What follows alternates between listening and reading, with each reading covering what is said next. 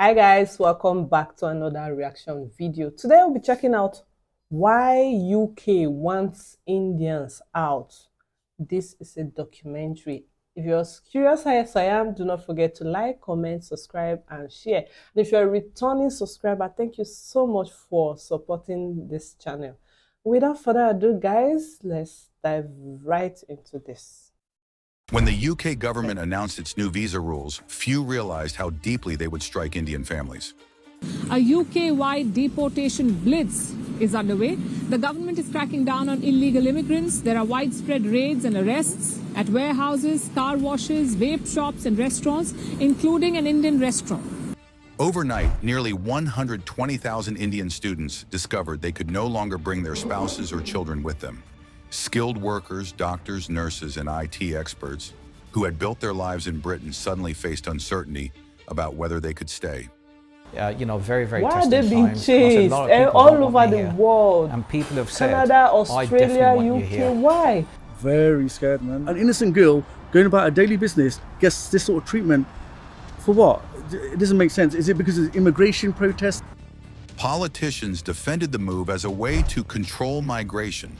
But for Indians, it felt like the door to opportunity was being slammed shut.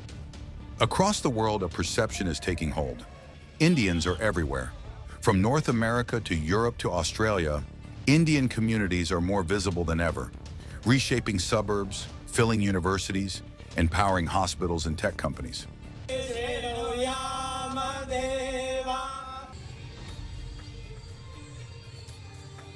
At the same time, India has become the world's fourth largest economy, raising a sharp question in the West. If India is rising, why are so many Indians still here? Canada is experiencing similar unease. In 2024, the unveiling of a 50-foot Hindu deity statue near Toronto's airport was celebrated by the Indian community as a proud marker of belonging.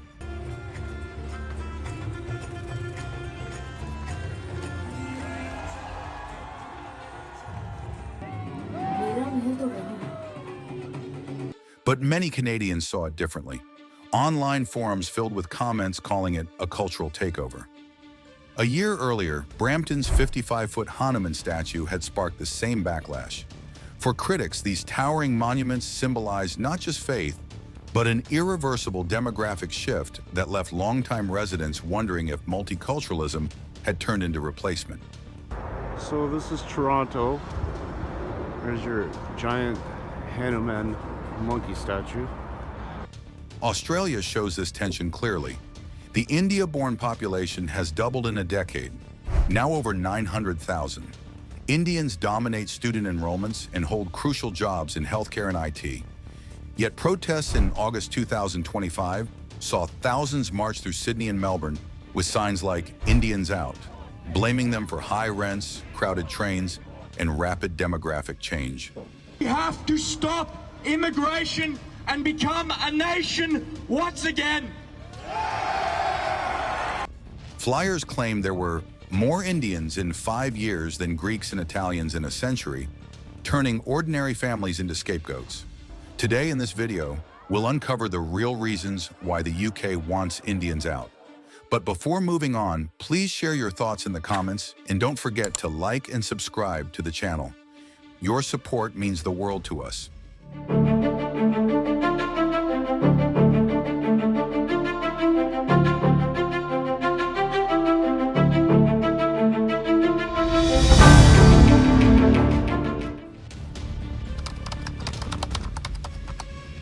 One of the strongest arguments made by British politicians is about visa overstays.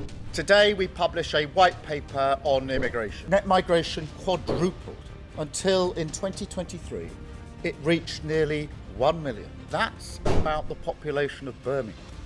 In 2018, the UK government claimed that almost 1 in 5 Indian visitors did not leave on time, making Indians one of the largest groups of overstayers. This argument is powerful because it appeals to a sense of fairness.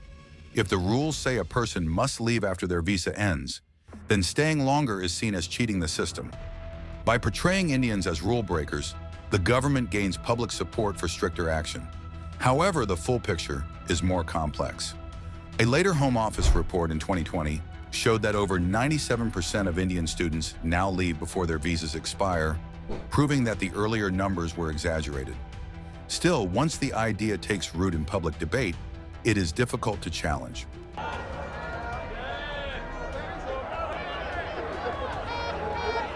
For ordinary Indians, this means they are treated with suspicion, even when they follow every rule.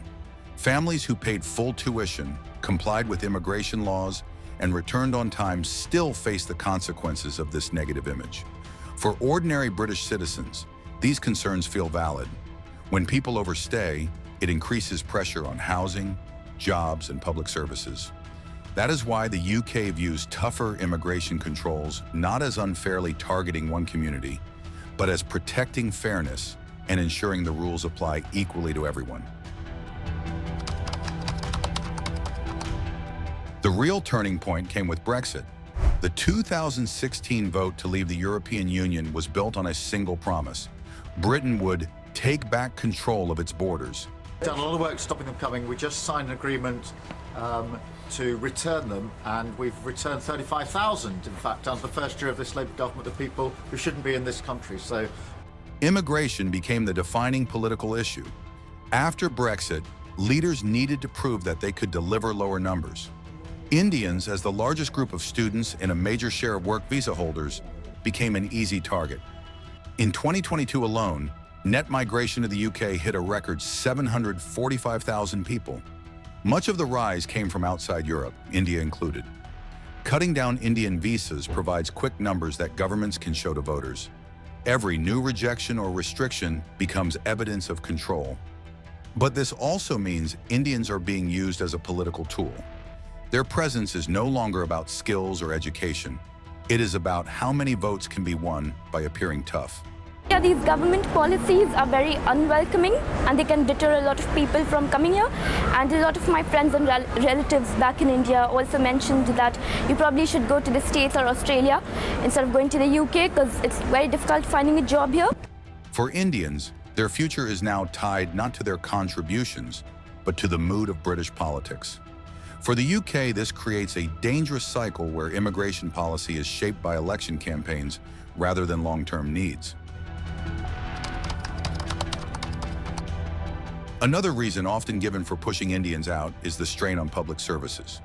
Britain is facing a housing shortage of 4.3 million homes, NHS waiting lists have climbed to 7.6 million patients, and transport systems are overcrowded. Instead of addressing underfunding, politicians frequently blame immigrants. Indians, being the largest group, are naturally pulled into this debate. Students are also caught in this storm. Many Indian students see UK education not only as a degree, but also as a path to long-term settlement. They bring dependents, work part-time, and later apply for skilled visas. But in 2023, the government banned most international students from bringing spouses and children.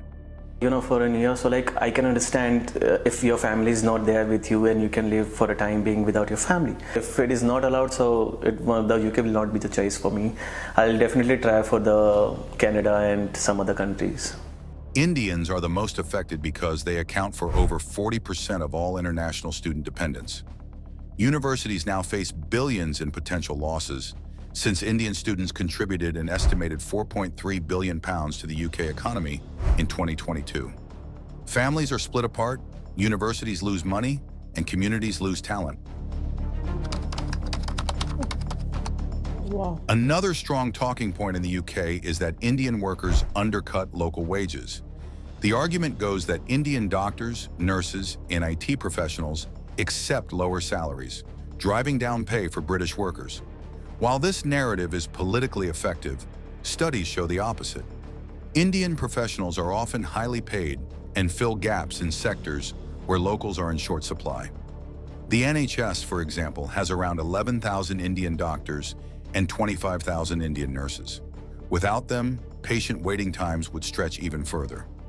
At the same time, immigration has become a bargaining chip in trade talks. Britain and India are negotiating a free trade agreement worth up to £28 billion.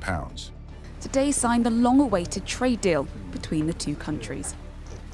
The UK hopes it will lead to £6 billion worth of investment. The UK wants better access for its companies in India, while India wants more flexible visas for its citizens.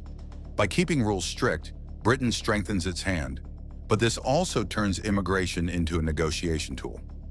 Ordinary Indians, students, families, and workers become pawns in a much larger political and economic game. Beyond economics, there is also a cultural story. Since Brexit, there has been a sharp rise in nationalist and populist rhetoric in the UK. Why is it important for you to be here today? For freedom of speech, to stop, hopefully stop the illegal immigration from coming to our shores, to help the homeless, the disabled, the working class. Leaders speak about protecting British identity, controlling borders, and prioritizing local workers. Slogans like "Take back control" and "Put Britain first" resonate with many voters. Indians, as the largest migrant group, become the easiest focus of this nationalist message. Yet this ignores reality. Indians have been part of Britain for generations. They have built businesses, enriched food culture, celebrated festivals like Diwali across cities,